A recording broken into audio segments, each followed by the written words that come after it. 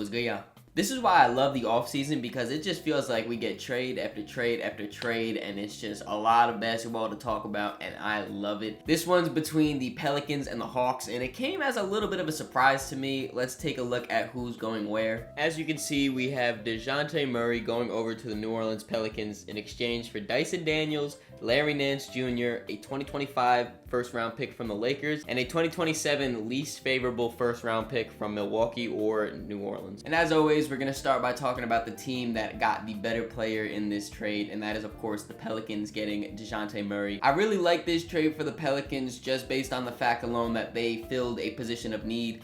They really desperately have been needing a true point guard slash playmaker on their roster. Right now, they have a bunch of score-first guys. CJ McCollum looking for his shot. Brandon Ingram looking for his shot. Zion looking for a shot. All three of these guys are good playmakers. They're not true playmakers, though. DeJounte Murray can come onto this team and set up Brandon Ingram for an easy look, or set up Zion for, an easy look at the rim or lob, whatever it is. He can go in intentionally trying to get this team together and run an offense instead of just ISO scoring. And we've seen this struggle for the Pelicans this last season, because they would get into these close games down the stretch and their offense would just get a little stagnant. There wasn't too much variety for it. It would be, Zion, get to the rim, get free throws, dunk on someone, lay them up, whatever it is, just try to get a bucket. Or Brandon Ingram, operate in that mid-range right there, try to get a shot off. They had no real offense that was running through their team. And also bringing in DeJounte, they in theory get better defensively. I know DeJounte had this big defensive reputation before he got traded to San Antonio. Ever since he's been in Atlanta, he hasn't been anywhere near the defender that he once was. But just based off size alone, him being 6'5" at the point guard position, you're gonna be better than most guards defending, just literally, like I said, based off size alone. And I'm also thinking maybe since he's gonna be paired alongside an elite defender like Herb Jones, maybe he can kind of get that defensive mojo going back a little bit. He won't be tasked to be guarding the best perimeter defender or the best perimeter player on the opposing team. So maybe guarding that secondary guy, that secondary ball handler, can give him a little bit, more oomph to compete on the defensive side again. But based off of what the Pelicans roster is looking like at this moment, I would assume their lineup would look something like this. Obviously, newly acquired DeJounte Murray going to be starting at that point guard spot. Brandon Ingram at the 2 still. Then we have Herb Jones, Zion Williamson, and the rookie Yves Messi starting at center. Maybe. He's damn near the only center they have on the roster right now. And if they do end up going with a starting lineup like that, that means that they would have CJ McCollum, Trey Murphy III off their bench, 2 guys that could start on majority of teams, honestly. Still got guys like Trey Hawkins as well. Obviously, free agency is still to go on, so I would assume they're going to assign another center. They said they probably are going to be moving on from Najee Marshall, so maybe another backup forward as well in there. It kind of makes it a little bit hard to grade this trade just because I don't know what the rest of the offseason for the Pelicans is going to look like. Obviously, going into this offseason, there were loads of rumors that Brandon Ingram was going to be traded this offseason. I would assume it would have been in a trade like this that BI would be shipped out. Maybe not. Maybe they want to keep him now. Maybe they're keeping him to make another trade later on. CJ McCollum, if they do end up keeping Brandon Ingram, CJ could be that odd man out. Like I said, he would be coming off their bench in this situation, in my eyes at least. But that's a lot of money to be giving your 6th man. He still is a great NBA player, and I think could start on a lot of teams.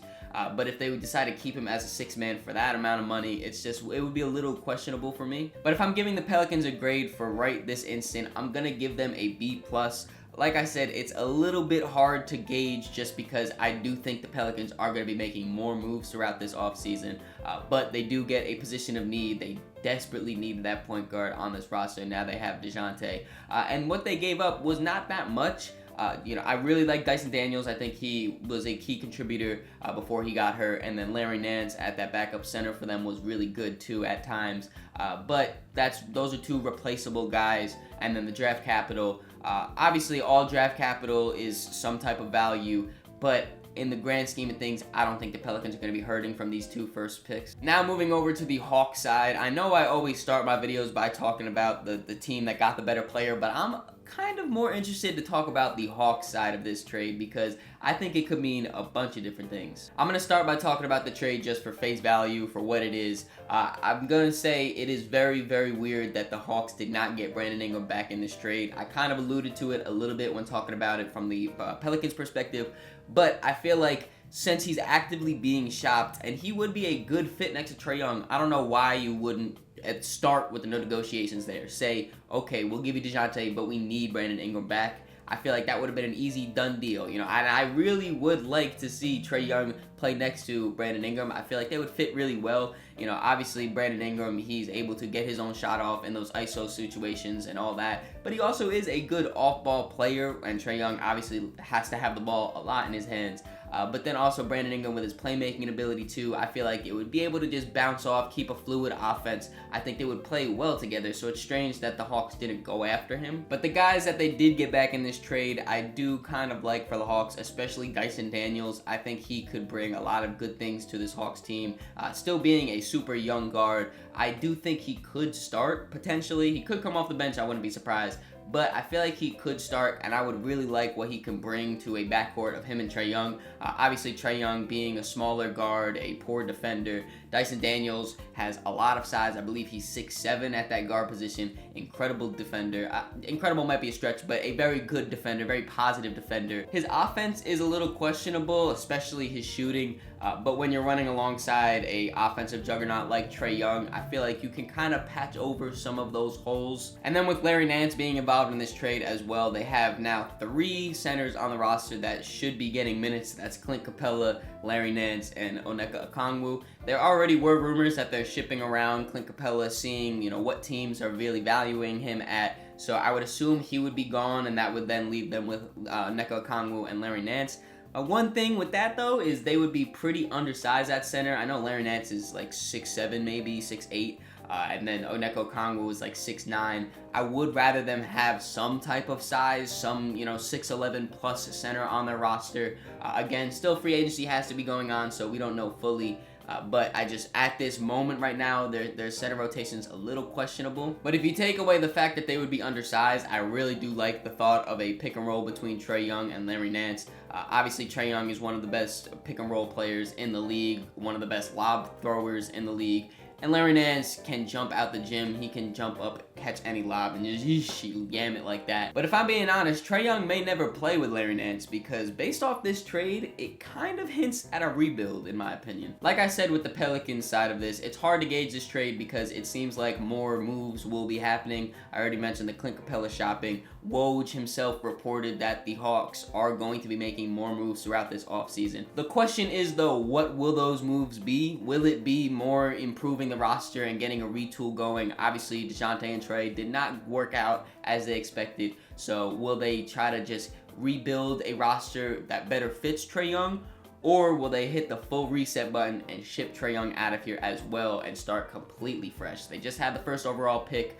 Maybe they want to build that. I know they said the Jalen Johnson was a really important part of their future. They want to just completely reset everything. It could be an option, but when you look at that avenue too for the Hawks, they don't own their first round picks. They shipped out a bunch of them for DeJounte Murray, and now they shipped him out and only got 2 in return. None of them are their own, obviously, so that could make the tank just a little bit more tricky. We could see a Brooklyn Nets situation in this, though, where they go back and try to acquire their own picks to have a proper tank, and in that case, that probably means Trae Young will be going to San Antonio to play with Victor Wembanyama. And man, that would be amazing. Now we're kind of just getting to fantasy land, so I don't want to fall too down that rabbit hole. But there's a lot of avenues the Hawks could take after this trade. And if we're talking grades, I'm going to give it a C+ for the Hawks because as of right now, all I can base it off of is what we know. And what I know is last year they were trying to compete for playoff team. They were a play-in team, lost in the play-in, and now they lost talent. Just at face value, going from DeJounte Murray now to Dyson Daniels and Larry Nance, you lose talent there. So if they're still trying to compete, I don't really like this move. But if they are kicking off a rebuild, Maybe it could be good, decent, I guess. I don't know. C+. What do you guys think about this trade? Who do you think won, and what are your grades for each respective team? Let me know down in the comments below. Also, do you think that this means the Hawks will be starting a rebuild and trading Trae Hunt? Hope you guys enjoyed this video. If you did, make sure you leave it a like, subscribe so you don't miss the next one. In the description, there's links to all my social medias, so make sure you follow me on all those to keep up to date with me. Catch y'all.